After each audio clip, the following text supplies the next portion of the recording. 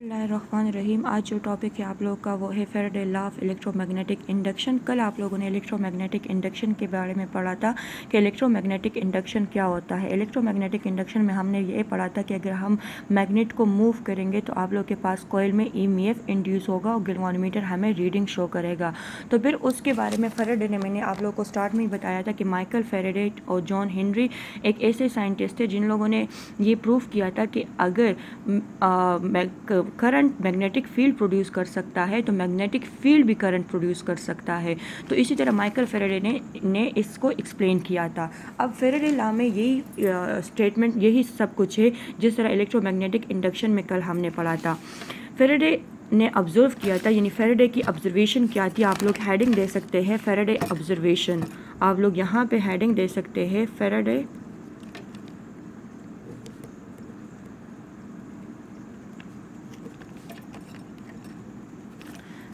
observation.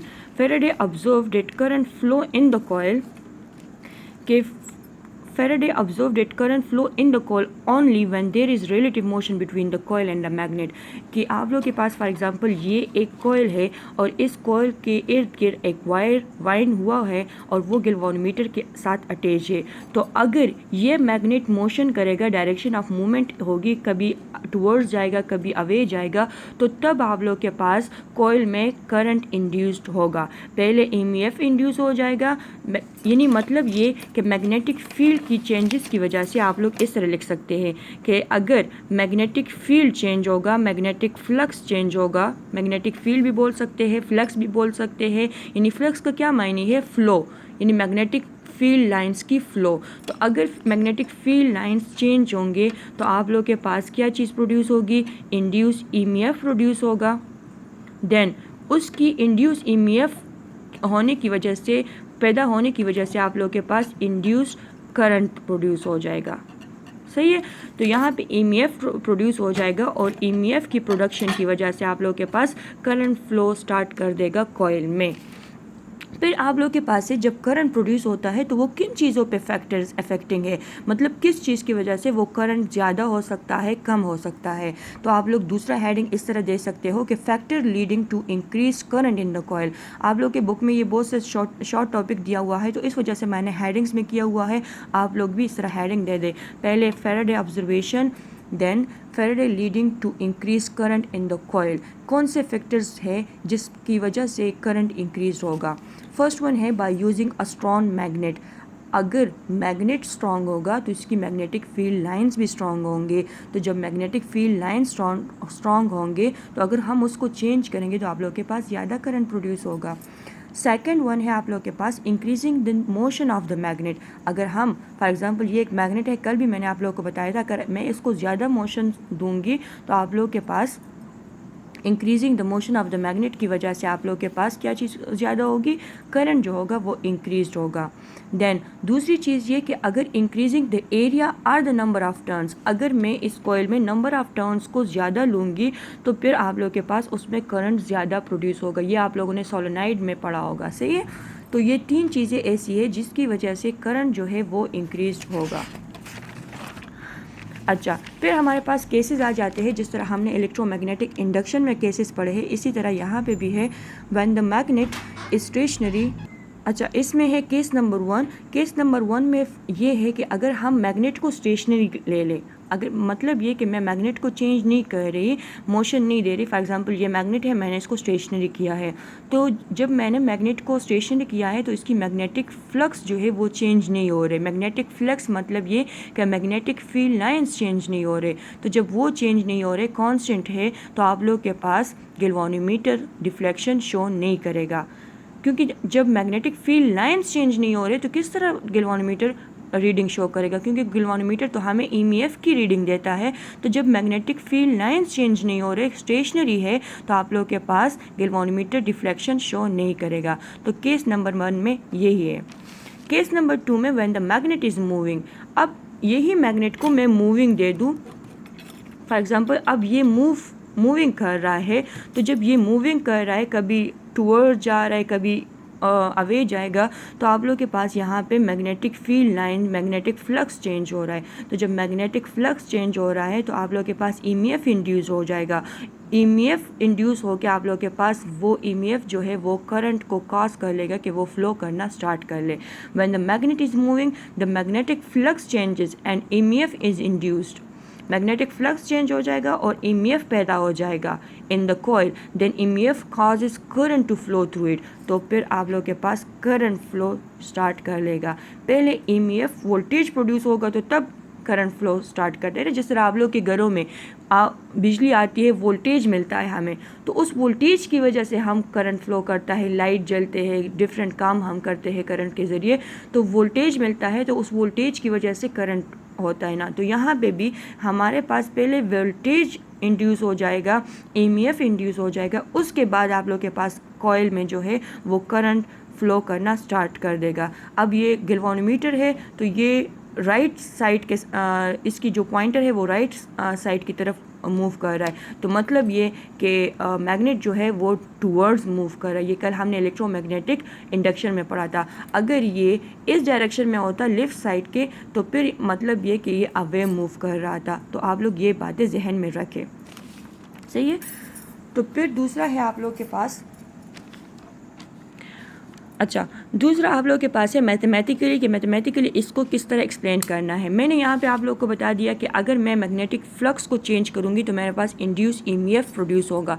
अगर मैं magnetic flux को ज़्यादा चेंज करूँगी तो ज़्यादा ईएमएफ प्रोड्यूस होगा। जिस तरह आप लोग के बुक में लिखा है कि magnet induce EMF is proportional to the rate of change of flux linkage. कल मैंने आप लोग को फ्लक्स लिंकेज पे बताया था कि फ्लक्स लिंकेज का मतलब ये है कि कॉइल और मैग्नेटिक फील्ड लाइन्स के दरमियान एक लिंक बना हुआ हो, तो इसको हम बोलते हैं फ्लक्स लिंकेज। यानी इसकी चेंजेस की वजह से यहाँ पे भी इफेक्ट होती है, तो एक लिंक बना हुआ है ना। तो आप लोग के पास इंड्यूस ईएमएफ जो है वो directly proportion rate of change of flux linkage है। अगर मैं rate of change of flux linkage को ज़्यादा करूँगी तो आप लोग के पास ईएमएफ भी ज़्यादा होगा।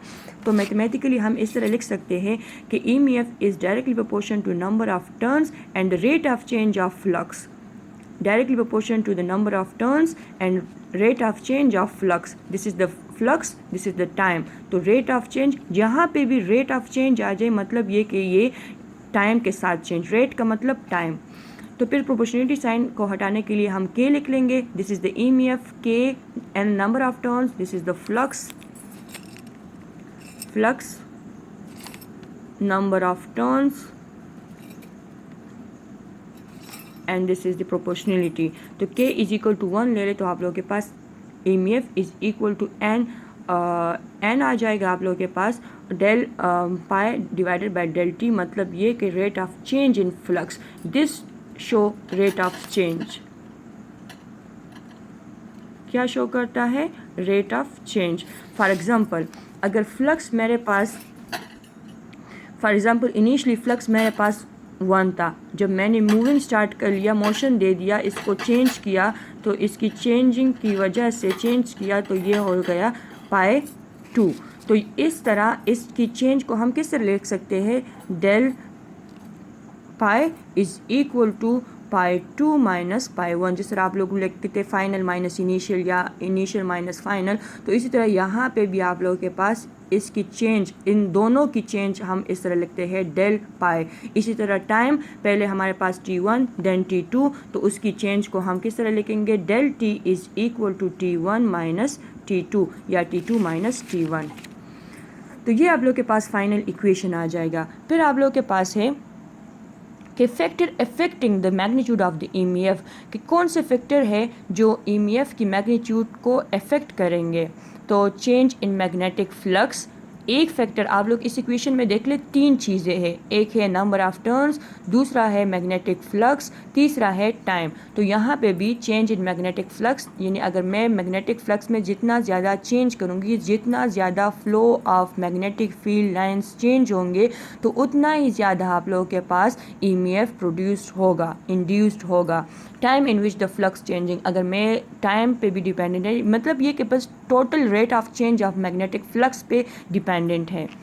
एंड तीसरा जो है वो आप लोग के पास नंबर ऑफ टर्न्स पे भी डिपेंड है। अगर नंबर ऑफ टर्न्स ज़्यादा होंगे तो आप लोग के पास नंबर ऑफ़ टर्न्स ज़्यादा होंगे तो आप लोग के पास इंड्यूस EMF ज़्यादा होगा।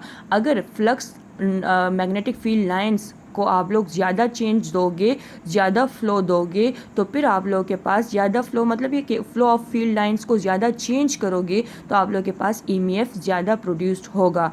जितना कम टाइम में आप लोग चेंज करोगे तो उतना ही ज़्यादा आप लोग के पास EMF इंड्यूस्ड होगा। इन्वर्सली प्रोपोर्शन टू टाइम है, मतलब टाइम कम होगा तो आप लोग के पास EMF ज़्यादा होगा। फॉर एग्जांपल ये मैं कम टाइम में ज़्यादा मोशन दे रही हूँ, देखिए अब मैं ये ज़्यादा टाइम में मोशन दे रही हूँ तो EMF इस टाइम आप लोग के पास EMF क्या होगा, इस टाइम कम होगा, मैं कम टाइम मोशन दे रही हूँ तो आप लोग के पास EMF जो होगा वो ज़्यादा होगा। तो इस तरह रेट ऑफ चेंज पे भी डिपेंड है।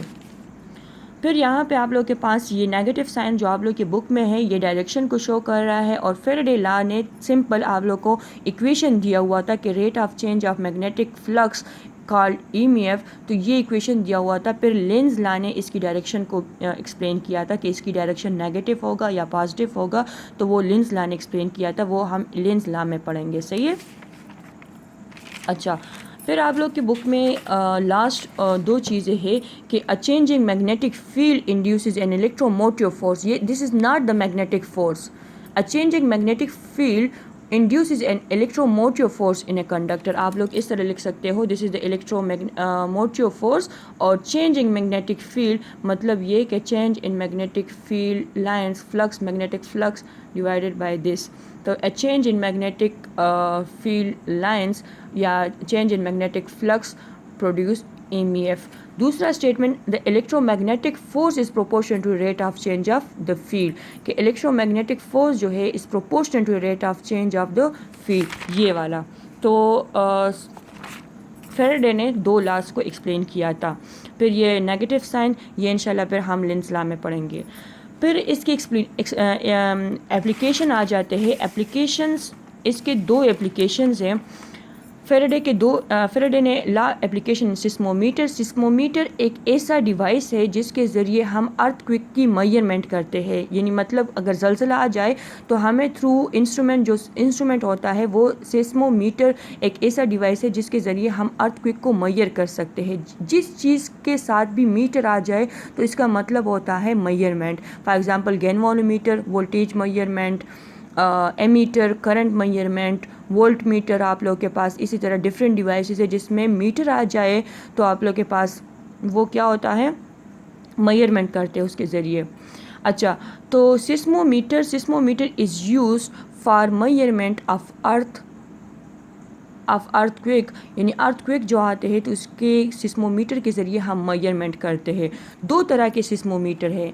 एक seismometer, one kind of seismometer is called inertial. एक काइंड जो होता है इसको हम बोलते हैं inertial, because it is based on Newton first law. ये न्यूटन फर्स्ट लॉ पे बेस्ड होता है। ये एक स्प्रिंग के साथ कनेक्ट होता है जिसमें वाइब्रेशन रिकॉर्ड होते हैं। वो किस तरह होता है, फॉर एग्जांपल ये आप लोग के पास एक डिवाइस है जो आप लोग को इनर्शियल काइंड ऑफ सिस्मोमीटर है, इनर्शियल काइंड ऑफ सिस्मोमीटर है। यहाँ पे एक स्प्रिंग लगा हुआ है, ये एक वर्टिकल ग्राउंड मूवमेंट यानी एक स्टैंड लगा हुआ है, स्टैंड के साथ एक स्प्रिंग लगा हुआ है, और ये एक स्टैंड जो है ये अर्थ पे पड़ा हुआ है, सही है। इस स्टैंड में यहाँ पे एक रिकॉर्डिंग ड्रम लगा हुआ है, और इस रिकॉर्डिंग ड्रम के इर्द गिर्द एक शीट लगा होता है। शीट मतलब ये पेपर लगा होता है। जब अर्थक्वेक आता है तो ये चीज़ स्ट्रेन जो है वो वाइब्रेशन करना स्टार्ट कर देता है, क्योंकि ये अर्थ पे पड़ा हुआ है। जब ये वाइब्रेशन स्टार्ट कर देता है तो यहाँ पे ये स्प्रिंग भी वाइब्रेशन करना स्टार्ट कर देता है। तो यहाँ पे एक पॉइंटर लगा होता है, यहाँ पे नहीं होता, यहाँ पे एक पॉइंटर लगा होता है, ये वाली चीज़ नहीं है, सॉरी, यहाँ पे एक पॉइंटर लगा होता है। वो पॉइंटर इस पेज पे इस तरह मोशन स्टार्ट कर देता है। तो यहाँ पे देख ले बच्चे, यहाँ पे आप लोग के पास इस तरह एम्पलीट्यूड, ज़िग एम्पलीट्यूड आ गए, कभी वाइब्रेशन ज़्यादा, कभी कम, कभी ज़्यादा, कभी कम, कभी ज़्यादा, कभी कम।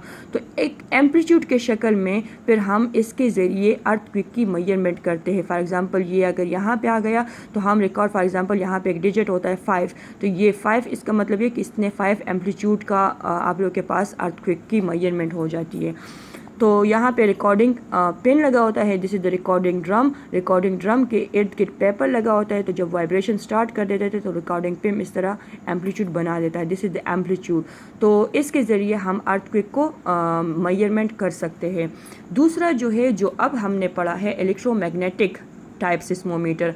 इलेक्ट्रोमैग्नेटिक टाइप सिस्मोमीटर जो है ये प्रिंसिपल ऑफ इलेक्ट्रोमैग्नेटिक इंडक्शन के ज़रिए काम करता है। वो किस तरह, आप लोग डायग्राम में देख ले, ये एक परमानेंट मैग्नेट लगा होता है, यहाँ पे ये कॉइल है, ये एक सस्पेंशन स्प्रिंग है। जिस तरह हमने एक कॉइल इलेक्ट्रोमैग्नेटिक इंडक्शन में लिया हुआ था और मैग्नेट लिया हुआ था, तो यहाँ पे भी हम एक कॉइल ले लेंगे और ये परमानेंट मैग्नेट होता है।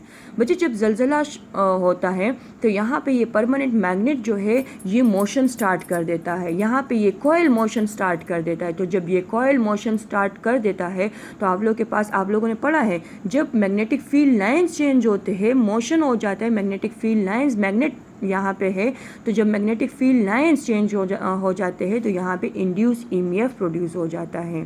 सही है। उस वाइब्रेशन हो जाता वो होता है वो इलेक्ट्रिकल